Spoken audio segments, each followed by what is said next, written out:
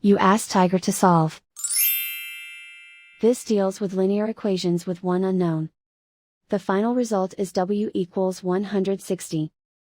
Let's solve it step by step. Move the negative sign from the denominator to the numerator. Swap sides. Isolate the W. Multiply both sides by 10. Group like terms. Multiply the coefficients. Simplify the arithmetic.